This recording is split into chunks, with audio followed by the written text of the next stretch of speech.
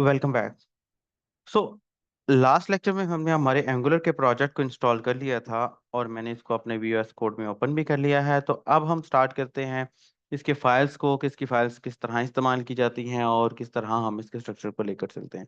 मैंने आपको बताया था ng सर्व करेंगे तो हमारा जो है प्रोजेक्ट रन हो जाएगा और मैंने इसको यहाँ पर टर्मिनल में रन कर लिया है। अगर आपको टर्मिनल का नहीं पता तो न्यू टर्मिनल क्लिक करेंगे तो यहाँ पर टर्मिनल आ जाएगा और आप उसको रन कर सकते हैं। ठीक है। हाँ, अगर आप इसको बंद कर देंगे तो आपकी एंगुलर की एप्लीकेशन चलना बंद हो जाएगी। Keep in mind.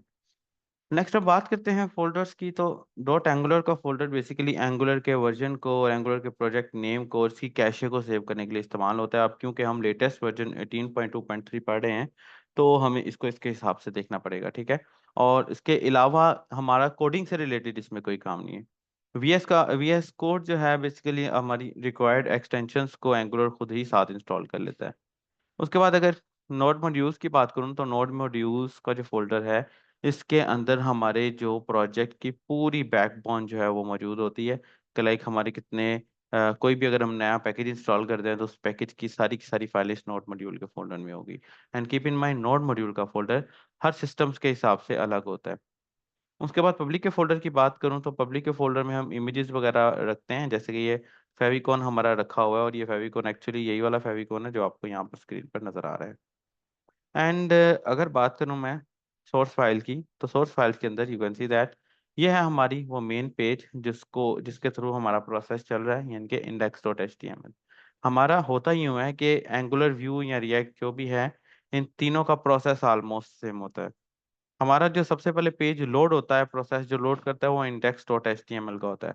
हमारे index.html जो है वो हमारे मेन कंपोनेंट के साथ जो है कनेक्ट होता है, जो कि हमारा इसके अंदर रिएक्ट के सॉरी व्यू के सॉरी एंगुलर के अंदर ये ऐप है। ओके, वो बेसिकली रिएक्ट और व्यू और एंगुलर तीनों पर मैं मिक्सली काम कर रहा होता हूँ तो थोड़ी सी कंफ्यूजन हो जाती है।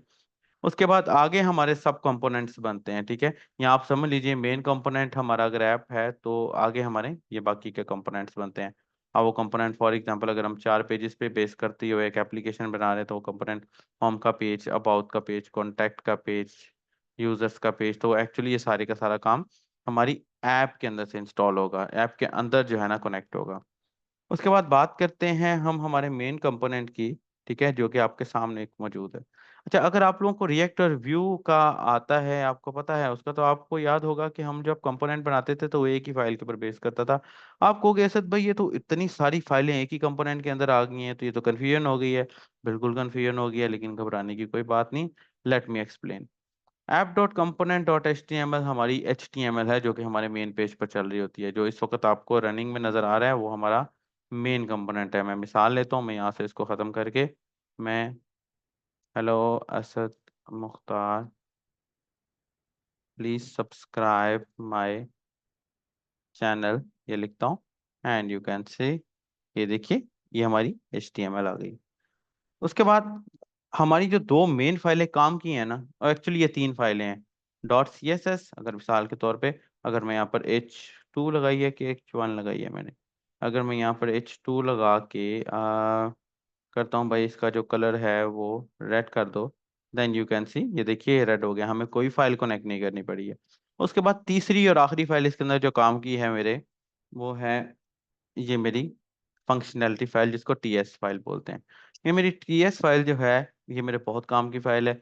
मेरी जितनी रिएक्ट की फंक्शनैलिटी होगी वो मैं यहाँ पर लिखूंगा और वो उसको रन मैं अपनी HTML फाइल में करूंगा। उसके अलावा आपको specs.ts की फाइल मिलेगी, ये टेस्टिंग के लिए होती है तो लीव इट, इसके साथ हमारा फिल वक्त कोई ताल्लुक नहीं है। और उसके बाद कॉन्फ़िगरेशन की फाइल है, फिर उसके बाद रूट्स की फाइल है जिसको मैं आपको साथ साथ एक्सप्लेन करता जाऊंगा। सो दैट्स इट, ये हमारा एक छोटा सा इंट्रोडक्शन है कि हम किस तरह अपनी एंगुलर को इंस्टॉल कर सकते हैं। अच्छा, एक और आपको मजे की बात बताऊं इसमें कि आप इसके अंदर सादी HTML लिखेंगे, कोई JSX वाला सीन नहीं है। कोई ऐसा सीन नहीं है कि आपको बार बार JSX लिखनी पड़ रही है, क्लास को क्लास नेम लिखना पड़ रहा है। ये सादी है और आप इजीली इसको इस्तेमाल करते हैं। यू कैन सी दैट, ये देखिए ये आपके पास आपके सामने आ गया। अगर मैं इसके CSS को इस्तेमाल करते हुए अगर मैं इसको बोल देता हूँ भाई P का भी कलर रेड कर दो तो यू कैन सी ये भी रेड हो गया। सो दैट्स इट, छोटा सा इसका कॉन्सेप्ट है, इसको समझने की बहुत ज़रूरत है। इसके जस्ट इस स्ट्रक्चर को फॉलो कर लीजिए आप, कि हमारा मेन फाइल यानी कि हमारा जो स्टेप वन है, प्रोसेस का जो स्टेप वन है, वो basically index dot H T M L है। फिर उसके बाद प्रोसेस का जो स्टेप टू है, वो बेसिकली मेन कंपोनेंट है। और स्टेप प्रोसेस का जो स्टेप थ्री है, वो बेसिकली हमारा कंपोनेंट है home about contact and users का कंपोनेंट, मतलब कि हमारे मेन पेजेस हैं।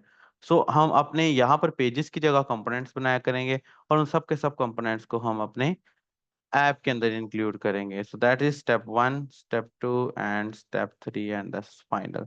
इस प्रोसेस को आप जो है टेस्ट कर लीजिए, चेक कर लीजिए, आपको एंगुलर 90% समझ आ जाएगी। देख रहे हैं थोड़ी सी कॉम्प्लेक्स है, आप लोग कंफ्यूज भी नहीं होइएगा।